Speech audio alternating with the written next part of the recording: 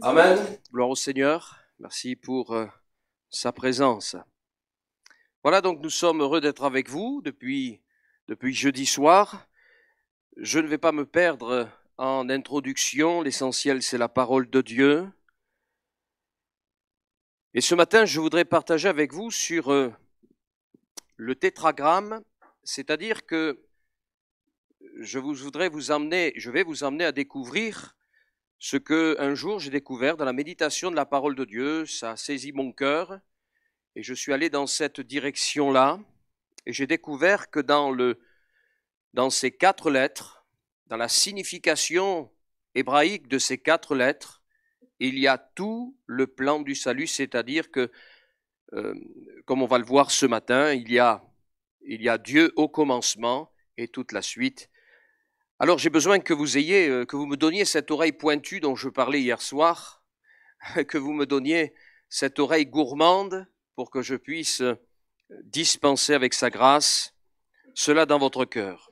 Je vais prier le Seigneur d'abord. Merci Seigneur, parce que tu me fais la grâce de pouvoir parler de toi. Mais parler de toi ne se fait pas sans le Saint-Esprit. Alors donne-moi sagesse et intelligence et capacité pour laisser ma langue être l'instrument de ton esprit.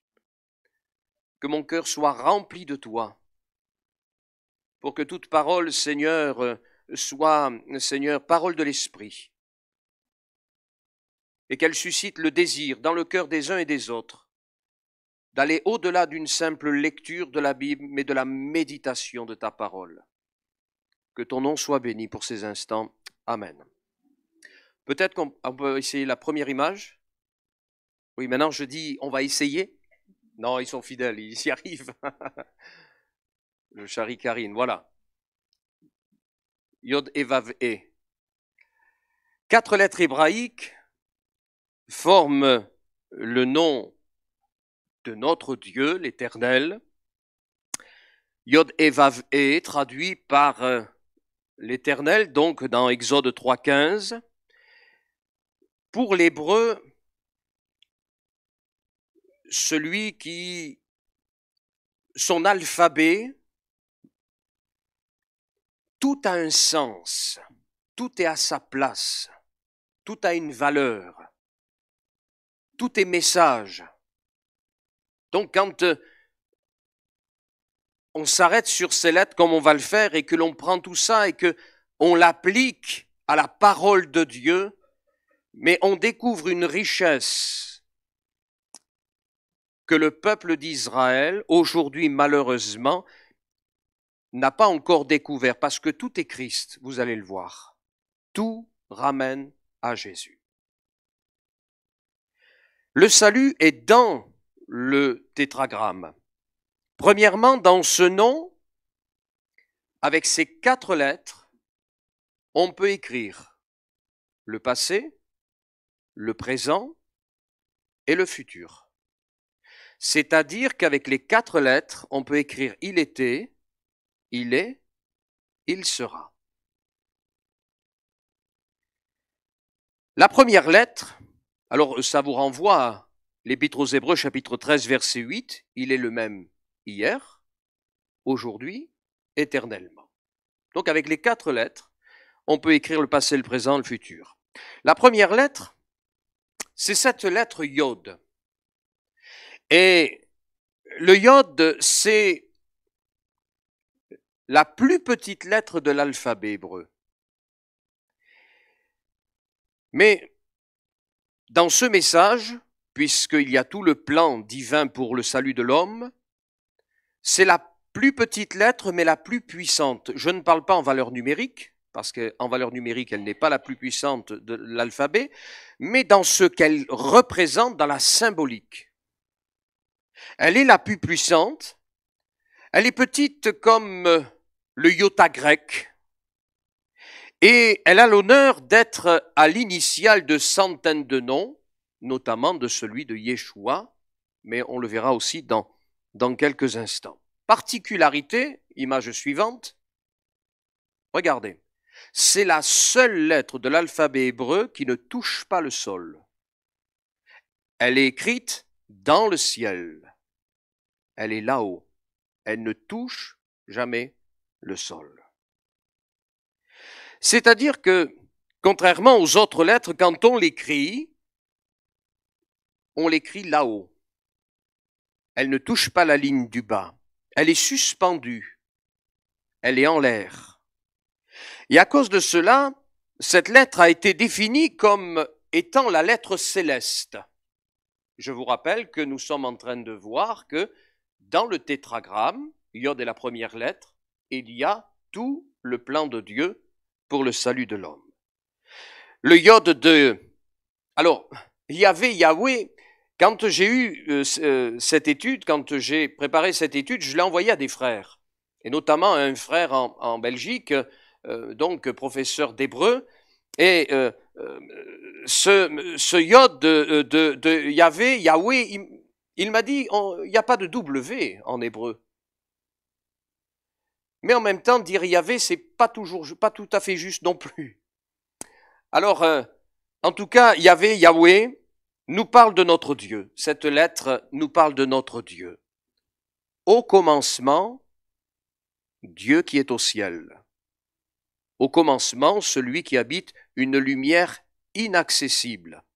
Il est là-haut. La symbolique de cette lettre, c'est la main.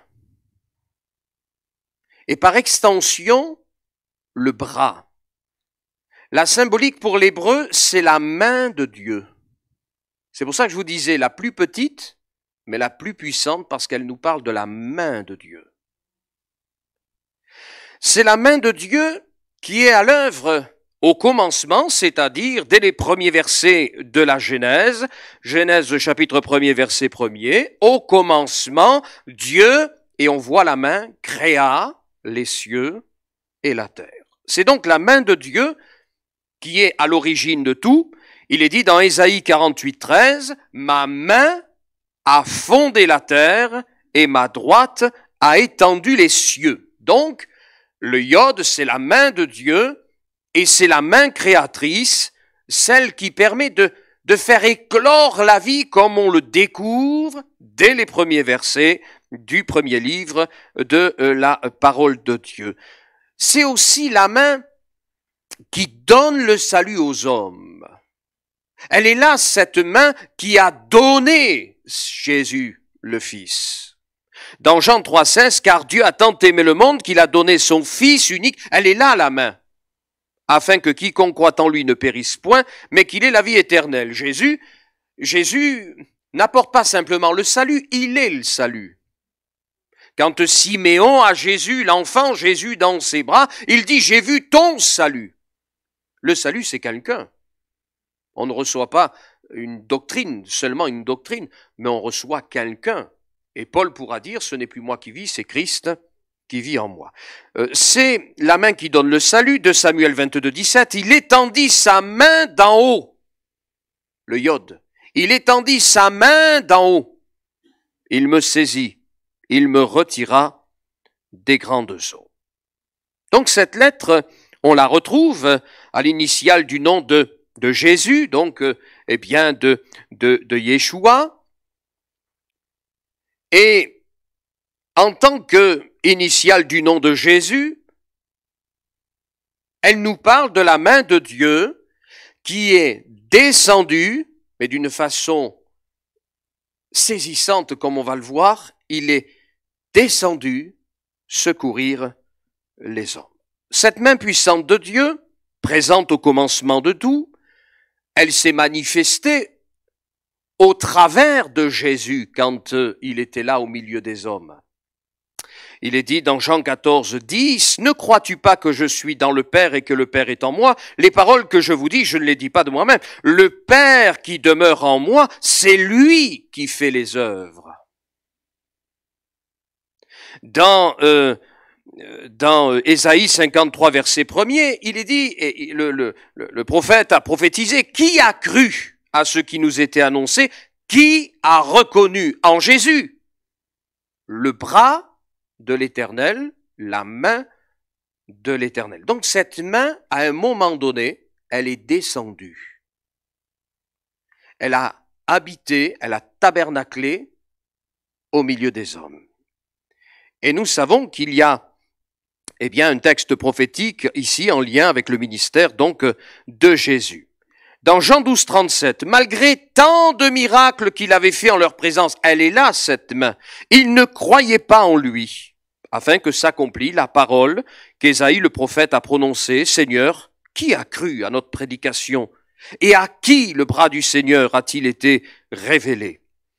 Donc c'est la main puissante de Dieu qui est à l'œuvre au commencement de tout, qui est à l'œuvre en Jésus-Christ pour sauver les hommes, mais pas simplement pour les sauver, mais en même temps, et ensuite surtout pour les garder, les préserver par la foi qu'il place en Jésus-Christ. Dans Jean 10, 28, « Je leur donne la vie éternelle et elles ne périront jamais, et personne ne les ravira de ma main. » C'est la main du Père, c'est la main d'autorité, c'est la main toute puissante qui a assisté son fils. Dans le psaume 89, verset 21, « J'ai trouvé David mon serviteur, je l'ai oint de mon huile sainte, ma main le soutiendra. » S'il n'y a pas cette main divine dans nos vies, nous n'allons pas loin.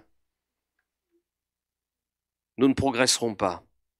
Ma main le soutiendra et mon bras le fortifiera. Donc cette main, c'est la main d'autorité. Nous sommes au commencement, nous ouvrons à peine la Bible, au commencement, la Genèse, au commencement était Dieu, au commencement Dieu est là, et il créa le monde matériel. Nous sommes au début de la Genèse. La deuxième lettre, c'est la lettre E. Et cette lettre, elle est présente 2 fois dans le tétragramme. Elle signifie le souffle de Dieu. Elle signifie la respiration de l'homme que Dieu donne à l'homme. Et elle est liée donc au souffle créateur, c'est le souffle de vie, c'est la lettre de... Ah oui, tu vas trop vite là. C'est la lettre de vie. Donc la lettre E, c'est la lettre qui nous parle du commencement de la création. Au commencement Dieu, et là nous entrons dans le fait que Dieu créa. Genèse 2, verset 7, l'Éternel Dieu forma l'homme de la poussière de la terre, il souffla dans ses narines un souffle de vie, et l'homme devint un être vivant. Job 33, 4. L'Esprit de Dieu m'a créé, le souffle du Tout-Puissant m'anime. Ézéchiel 37, 9, il me dit, prophétise et parle à l'Esprit. Prophétise, fils de l'homme, et dis à l'Esprit, ainsi parle le Seigneur l'Éternel, l'Esprit vient des 4 vents, souffle sur ses morts, et qu'ils revivent. Cette lettre, elle est symbole, de l'Esprit de Dieu. Le souffle de Dieu. Cette lettre, elle me dit, et elle me rappelle que Dieu est esprit. Le Saint-Esprit est Dieu. Mais l'essence même de Dieu, c'est qu'il est esprit. Et l'esprit a participé à la création. Aussi, il est fait mention de lui. Donc, dès le 2e verset de la Genèse, l'Esprit de Dieu se mouvait au-dessus des eaux. Donc l'action du Saint-Esprit, elle est comparable, entre autres images, je dirais, possibles à celle d'un souffle. Et Jésus l'a dit, Jean 3, 8, le vent souffle où il veut, et tu en entends le bruit, mais tu ne sais d'où il vient ni où il va. Il en est ainsi de tout homme qui est né de l'Esprit. Donc les 2 premières lettres, le Yod et le E, nous parlent du commencement de la création. Nous sommes dans la Genèse et nous avançons au commencement Dieu créa. Jean 5, 26, car comme le Père a la vie en lui-même, ainsi il a donné au Fils d'avoir la vie en lui-même. Cette lettre nous ramènera inévitablement au fait que Dieu est descendu au milieu des hommes, et c'est ce que nous allons expliquer ce matin, pour donner une vie, mais non pas la vie du commencement, c'est-à-dire vie matérielle, vie terrestre, mais vie spirituelle. Souffle de vie spirituelle. Donc cette lettre nous dit que Dieu est le Créateur, qui donne la vie en toutes choses par le souffle de sa bouche. Psaume 33, verset 6, les cieux ont été faits par la parole de l'Éternel et toute leur armée par le souffle de sa bouche. Les deux premières lettres, le yod et le hé, nous parlent donc de la puissance créatrice de notre Dieu, au commencement de tout, ex nihilo, il a tout créé, et pour le monde d'en bas. Donc nous sommes, je le répète, dans la Genèse, et Dieu créa le monde, c'est-à-dire il va créer l'écrin dans lequel il va placer son joyau, l'homme qui fait partie, bien entendu, de la création de notre Dieu. Alors, il y a deux mondes. Il y a le monde matériel et il y a le monde spirituel. Le premier « et » nous parle de la création du monde matériel, la Genèse, et le deuxième « et », là, placé là où il est, nous parle du monde spirituel. Souvenez-vous que Jésus a fait la distinction. Jean 8, 23, il leur dit, vous êtes d'en bas, moi je suis d'en haut. Vous êtes de ce monde, moi je ne suis pas de ce monde. Donc la création du premier monde, elle est représentée ici par les deux premières lettres du tétragramme, le yod et le hé, au commencement Dieu, et le souffle de Dieu, Dieu créa. Mais quelque chose s'est passé dans le jardin d'Éden. Un drame s'est déroulé, c'est que l'homme a glissé volontairement de la main de Dieu. Dieu n'est pas d'accord avec nous, pas toujours d'accord avec nous. Quand nous disons « Oh, le diable, c'est la faute du diable », bien souvent nous donnons le bâton pour nous faire battre. L'homme a glissé volontairement en acceptant d'écouter une voix persuasive au détriment de la voix de vérité de Dieu. Il a glissé volontairement. Quelque chose s'est passé. Et ce quelque chose appelle inévitablement la lettre qui arrive. La troisième lettre du tétragramme. Alors tu peux mettre la deuxième image, l'image que tu avais mis, voilà. Voilà ce que nous venons de voir. Il y avait l'éternité, il y a l'éternité, Dieu dans son éternité va créer le temps, il va créer la matière, il va créer les choses, donc au commencement Dieu, et voilà. Et il y a la chute. Un drame s'est fait. Un drame est arrivé.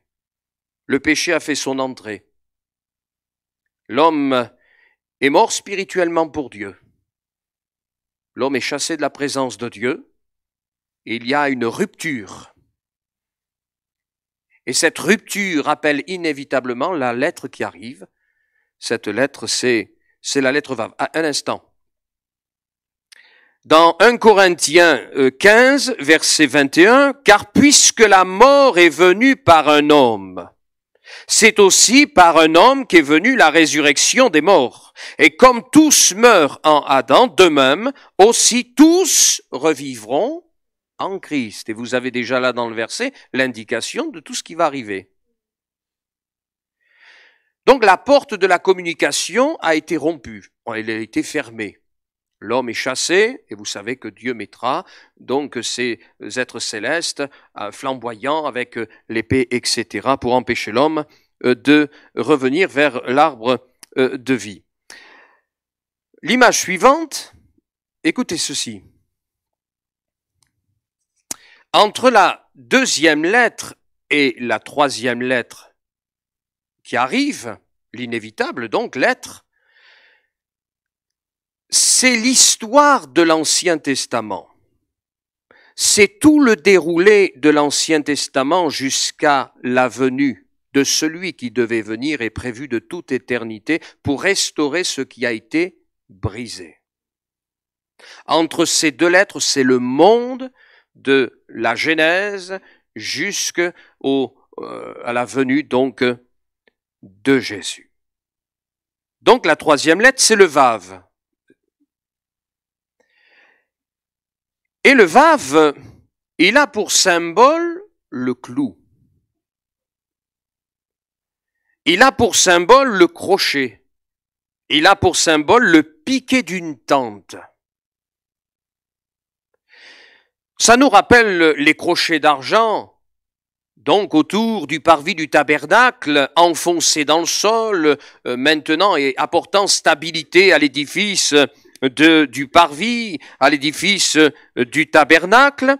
Et je rappelle que l'argent, donc comme je le disais un de ces derniers soirs, c'est la rédemption, c'est le rachat que nous ne pouvions donner pour le salut de nos âmes, mais le rachat que Jésus est venu payer en donnant sa propre vie.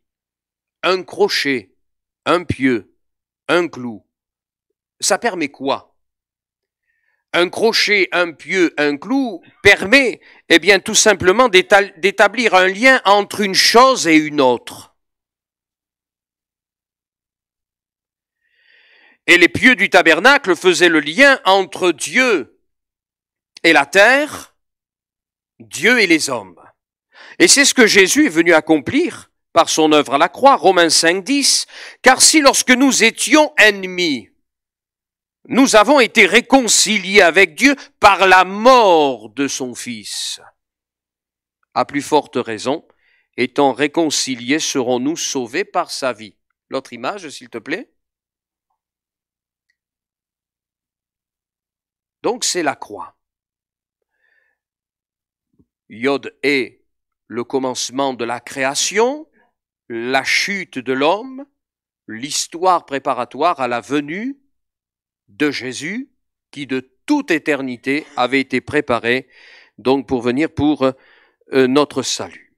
Donc cette lettre nous enseigne, elle nous parle du sacrifice d'amour de Jésus à la croix et donc qui est là, présent de toute éternité dans le nom de Dieu. C'est en Dieu. La croix était en Dieu. Il n'a pas été pris au dépourvu. Il savait que l'homme glisserait. Il savait ce que serait l'homme. Mais il avait prévu déjà de rétablir toute chose par le moyen unique. Le seul moyen, c'est la croix. La croix de Jésus. Alors quand on parle de la croix, on ne parle pas de la Sainte Croix, mais on parle de Christ crucifié, Christ ressuscité. C'est le corps de Jésus crucifié. Qu'importe le bois, ce qu'il est devenu. Ce qui nous importe, c'est ce que Jésus devient dans notre vie. 1 Pierre 1, 18. Sachant que ce n'est pas par des choses périssables, par de l'argent ou de l'or que vous avez été rachetés de la vaine manière de vivre que vous aviez hérité de vos pères, mais par le sang précieux de Christ, comme d'un agneau sans défaut et sans tache, prédestiné avant la fondation du monde et manifesté à la fin des temps à cause de vous. Donc la volonté de Dieu, c'est sauver les hommes, c'est-à-dire c'est restaurer. Dès le départ, on voit que Dieu veut restaurer toute chose, à commencer par le premier sacrifice, le fait de peau de bête pour recouvrir la nudité connue, donc la culpabilité d'Adam et Ève dans le jardin de délices. Et le fait que Dieu avait un plan prévu pour le salut de l'homme, donc a été révélé dès le commencement. Donc il y a ce fameux texte, verset Genèse 3,15, où il est bien rappelé la victoire de Jésus-Christ. Il y a ici dans cette lettre vave donc une preuve évidente du plan de Dieu connu de toute éternité pour notre salut. La lettre vave, elle fait l'union. Elle fait l'union, elle fait le pont, elle fait la jonction entre la première lettre E, création matérielle, et la deuxième lettre E qui va arriver dans un instant, le monde spirituel. Et je le disais ces derniers soirs, il n'y en a qu'un qui peut poser sa main sur le trône du Père et sur l'être misérable que je suis, c'est Jésus. Il n'y a que lui. Il fait le pont. C'est le seul, et il y en a eu, des crucifixions en Israël, à un tel point que au temps de Titus, le bois manquait tellement il y avait de crucifixions par jour. On parlait de 500 crucifixions par jour. Le bois en venait à manquer. Il y en a eu des crucifixions, mais ce crucifié-là, c'est le seul qui fait le pont. C'est le seul qui restaure. c'est le seul qui rétablit ce qui a été brisé. Donc la lettre Vav, elle nous parle de Jésus, le seul médiateur d'une alliance plus excellente. Hébreux 8.6, mais maintenant, il a obtenu un ministère d'autant supérieur qu'il est le médiateur d'une alliance plus excellente qui a été établie sur de meilleures promesses. Hébreux 12.24, Jésus, qui est le médiateur de la nouvelle alliance, et du sang de l'aspersion qui parle mieux que celui d'Abel. 1 Timothée 2.5, car il y a un seul Dieu et aussi un seul médiateur entre Dieu et les hommes, Jésus-Christ homme. Hébreux 9.15, et c'est pour cela qu'il est le médiateur d'une nouvelle alliance. Donc Jésus, c'est le seul, l'unique. Nous sommes fils et filles de Dieu, mais pas comparables à Jésus sur le cœur du Père. Qui est Jésus? Qui est Jésus? Jésus de Nazareth n'est autre que Dieu fait homme. Dieu qui est venu se parer du voile de chair. Dieu qui est donc esprit et qui habite cette lumière inaccessible que nous ne pouvons saisir par nos capacités humaines. Dieu est descendu et il lui a plu, comme on pourrait faire le parallèle avec la Shekinah, la nuée de gloire, il lui a plu de se voiler donc de ce corps de chair. Qui est Jésus? Emmanuel. L'image suivante, Karine, s'il te plaît. L'image suivante. Le iode est descendu. Le iode est descendu dans le but unique d'amener ce corps, Jésus de Nazareth, à la crucifixion. Il est descendu au milieu des hommes dans le but d'amener cette vie pure, sainte de tout péché, à la croix. Ésaïe 64, verset 1er, « Oh, si tu déchirais les cieux, et si tu descendais, les montagnes s'ébranleraient devant toi. » Eh bien, Dieu l'a fait, il est descendu, et il est descendu dans cette lettre Vav, c'est-à-dire dans le but d'amener son Fils à Golgotha, à la croix, à la crucifixion. Jean 3,13, « Personne n'est monté au ciel si ce n'est celui qui est descendu du ciel. » Donc les deux premières lettres nous parlent de Dieu au commencement qui créa toutes choses. Il y a la chute dans le jardin d'Éden. Il y a toute l'histoire de l'Ancien Testament entre le premier « et la lettre Vav, jusqu'au temps marqué de Dieu, la croix de Golgotha. Donc le iode est descendu, c'est-à-dire que celui qui est de toute éternité, Dieu est rentré dans le temps. Extraordinaire, il est rentré dans sa création. Il est venu au milieu de nous pour un seul but, que son Fils Jésus non pas monte sur une croix et en descende souffrant, mais qu'il y meure, qu'il donne sa vie. Vous le voyez le parallèle là? Le iode est descendu, la main de Dieu est descendue dans le Vav.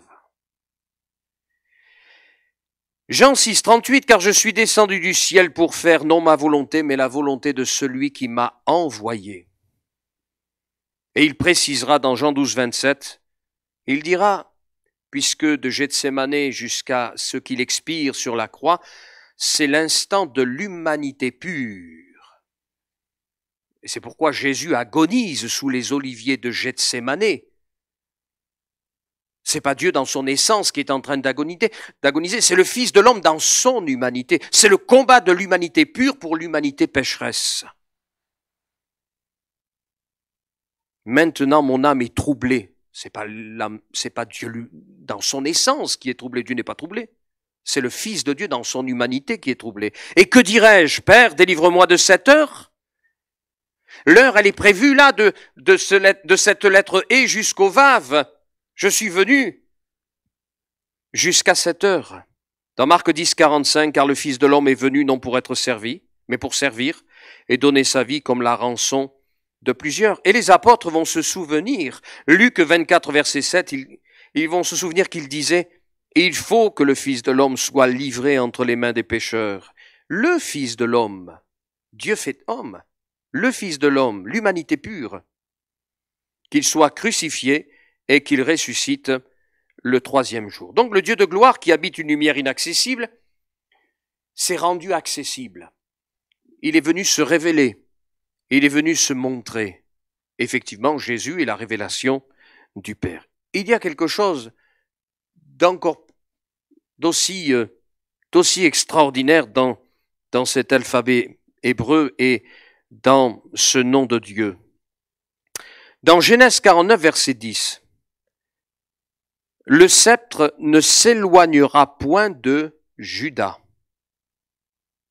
ni le bâton souverain d'entre ses pieds jusqu'à ce que vienne le Shiloh et que les peuples lui obéissent. Jésus dit, Jean 10, verset 9, « Je suis la porte.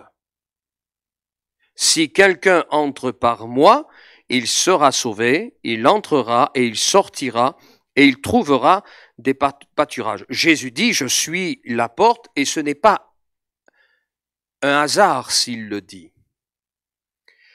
Ça veut dire que il y a un nom dans lequel le nom de Yahweh, si nous rajoutons une lettre de l'alphabet hébreu qui est la lettre Dalet, si je la rajoute là où elle doit être rajoutée, c'est le nom de Yehuda, de Juda. Jésus est venu dans la tribu de Juda. Jésus est descendu dans la tribu de Juda. Ça veut dire que, on va mettre l'image suivante, s'il te plaît. Le Dalet, s'il te plaît, la suivante. Voilà. Dans le tétragramme, vous rajoutez le Dalet, juste après le Vav, la croix, la porte est ouverte. Dans le nom de Yahweh, ou Yahvé, le Dalet nous donne Yehuda, Juda. La porte est descendue dans la tribu de Juda. Jésus est de la tribu, Jésus homme, de la tribu de Juda. Je suis la porte, si quelqu'un entre par moi, il entrera, il sortira et il trouvera des pâturages. Jésus n'est pas descendu dans une autre tribu, il est descendu dans celui-ci. Dieu a envoyé sa porte, il a fait descendre sa porte, et dans son tétragramme, et quand on rajoute cette lettre, c'est Juda, c'est Yehuda. Et puis nous avons la dernière lettre du tétragramme, donc c'est la lettre E, qui a toujours la symbolique du souffle créateur, le Saint-Esprit, mais elle est placée après la croix. Elle est placée après le Vav. Et elle nous parle d'une recréation. Elle nous parle d'un renouveau. Elle nous parle d'un renouvellement de toutes choses, mais là dans le spirituel. Il est toujours question de l'esprit, le souffle de Dieu qui donne la vie, mais là nous parlons là de la nouvelle naissance. C'est la régénération en Jésus-Christ, la croix, par le souffle du Saint-Esprit. Et tout cela, bien sûr, dans l'harmonie de la volonté du Père, Yahweh. Jean 20, 22, après ces paroles, il souffla sur eux et leur dit, recevez le Saint-Esprit. Dans Jean 3, 7, il est dit, ne t'étonne pas que je t'ai dit, il faut que vous naissiez de nouveau. C'est pour ça que Jésus est descendu. C'est pour ça que Dieu est descendu en son Fils Jésus. Et on va mettre l'image suivante. Depuis la chute, il y a eu l'histoire d'Israël dans l'Ancien Testament, autant marqué, Dieu est descendu dans un but précis, la croix de Golgotha, et derrière la croix, avec la croix, c'est le Dalet, la porte est ouverte pour le salut de quiconque croit, et c'est maintenant une vie régénérée, restaurée, par le Saint-Esprit que représente la dernière lettre et donc du tétragramme. Tout le plan du salut est là, dans le nom de l'Éternel. Alléluia. Que le nom du Seigneur soit béni. Vous l'avez saisi? Il n'y a pas de hasard. L'Esprit de Dieu, qui est celui qui a inspiré le Saint-Livre, il n'y a pas de détails inutiles, mais au contraire, que le Seigneur nous donne d'aimer même ce qui peut sembler détail. Tout est richesse. La Bible, c'est un peu comme ces mines de perles précieuses, et quand on gratte, bon, des fois on peut en trouver une, juste peut-être en donnant un coup de pioche, mais quelquefois il faut creuser beaucoup plus longtemps pour en trouver de plus grosses. Et quand on a trouvé une plus grosse, on a envie encore d'aller en chercher, parce qu'il y en a encore. Elle est inépuisable. Que vous ayez envie, et que nous-mêmes, nous soyons toujours animés d'envie de lire et de méditer la parole de Dieu, et que l'Esprit, encore et encore, nous invite, et qu'il ait la possibilité de nous emmener au large, au large. On veut pas prêcher, il ne s'agit pas, même pour vous, Seigneur, je ne veux pas simplement comprendre rester au bord de l'eau, au bord. Mais Seigneur, je vais aller dans les profondeurs de la méditation avec toi. Donc la dernière image, tout est là.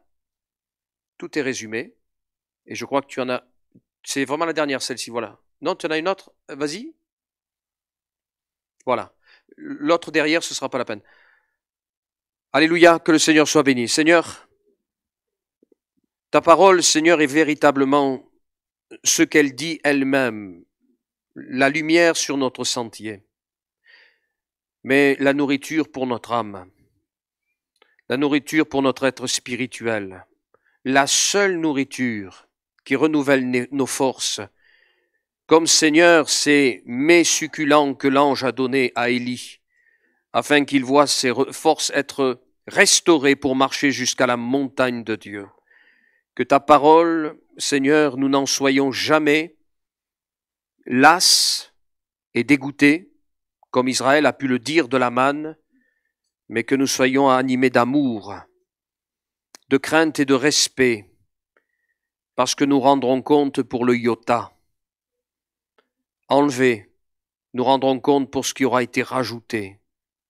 Que ton esprit nous garde toujours dans la sagesse